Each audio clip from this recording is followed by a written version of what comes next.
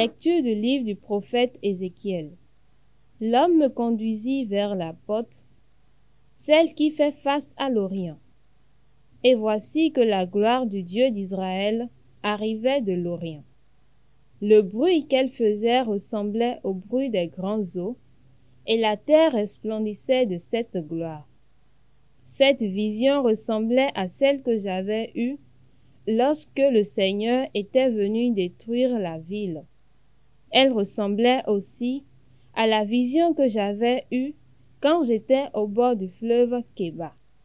Alors je tombai face contre terre. La gloire du Seigneur entra dans la maison par la porte qui fait face à l'Orient. L'Esprit m'enleva et me transporta dans la cour intérieure. Voici que la gloire du Seigneur remplissait la maison.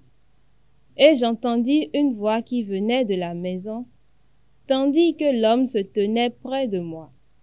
Cette voix me disait: Fils d'homme, c'est ici le lieu de mon trône, le lieu sur lequel je pose les pieds, et là, je demeurerai au milieu des fils d'Israël pour toujours. La gloire du Seigneur habitera notre terre. La gloire du Seigneur habitera notre terre. J'écoute. Que dira le Seigneur Dieu? Ce qu'il dit, c'est la paix pour son peuple et ses fidèles. Son salut est proche de ceux qui le craignent, et la gloire habitera notre terre. La gloire du Seigneur habitera notre terre. Amour et vérité se rencontrent, justice et paix s'embrassent. La vérité germera de la terre, et du ciel se penchera la justice. La gloire du Seigneur habitera notre terre. Le Seigneur donnera ses bienfaits, et notre terre donnera son fruit. La justice marchera devant lui, et ses pas traceront le chemin. La gloire du Seigneur habitera notre terre. Évangile de Jésus-Christ selon saint Matthieu. En ce temps-là, Jésus s'adressa aux foules et à ses disciples, et il déclara: Les scribes et les pharisiens enseignent dans la chair de Moïse. Donc, tout ce qu'ils peuvent vous dire, faites-le et observez-le. Mais n'agissez pas d'après leurs actes, car ils disent et ne font pas. Ils attachent de pesants fardeaux, difficiles à porter, et ils en chargent les épaules des gens. Mais eux-mêmes ne veulent pas les remuer du doigt. Toutes leurs actions, ils les font pour être remarqués des gens. Ils élargissent leurs phylactères et rallongent leurs franges. Ils aiment les places d'honneur dans les dîners, les sièges d'honneur dans les synagogues et les salutations sur les places publiques. Ils aiment recevoir des gens le titre de rabbi. Pour vous, ne vous faites pas donner le titre de rabbi, car vous n'avez qu'un seul maître pour vous enseigner, et vous êtes tous frères. Ne donnez à personne sur terre le nom de Père, car vous n'avez qu'un seul Père, celui qui est aux cieux. Ne vous faites pas non plus donner le titre de Maître, car vous n'avez qu'un seul Maître, le Christ. Le plus grand parmi vous sera votre serviteur. Qui s'élèvera sera abaissé. Qui s'abaissera sera élevé.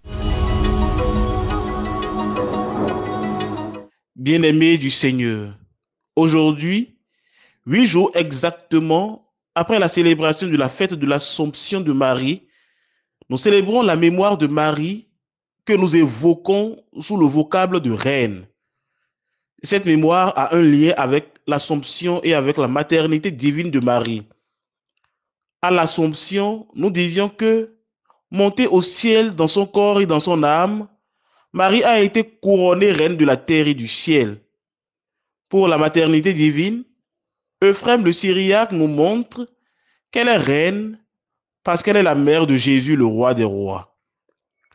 Instituée par le pape Pie XII le 11 octobre 1954, la fête de ce jour nous rappelle que Marie est reine dans le service et l'amour.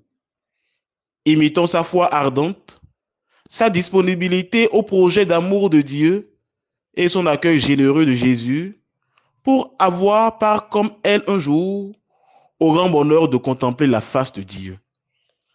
Dans l'évangile de ce jour, le Seigneur s'oppose à une mauvaise conception et à un mauvais exercice de l'autorité dont malheureusement les scribes et les pharisiens sont le porte-étendard.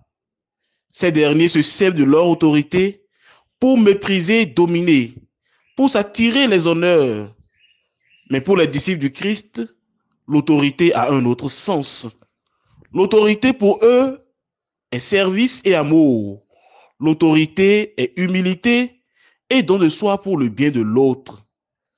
C'est en ce sens que le Seigneur dit à ses disciples, « Le plus grand parmi vous sera votre serviteur. » Matthieu chapitre 23, verset 11. Le chef, celui qui mérite le titre de père ou de maître, c'est celui qui recherche de façon désintéressée le bien de l'autre. C'est celui qui se met en tenue de service et qui s'abaisse pour laver les pieds de ceux sur qui il règne. C'est celui qui sait se mettre du côté des pauvres et des petits, du côté des veuves et des orphelins. C'est cette belle image de l'autorité que Paul a donnée dans la communauté de Thessalonique. Frères, nous avons été pleins de douceur avec vous, comme une mère qui entoure de soins ses nourrissons. Ayant pour vous une telle affection, nous aurions voulu vous donner non seulement l'évangile de Dieu, mais jusqu'à nos propres vies, car vous nous étiez devenus très chers. 1 Thessaloniciens chapitre 2, les versets 7b et 8. Que le Seigneur, par l'intercession de Marie, Reine et Mère, nous aide à bien saisir le véritable sens de l'autorité. Le Seigneur soit avec vous.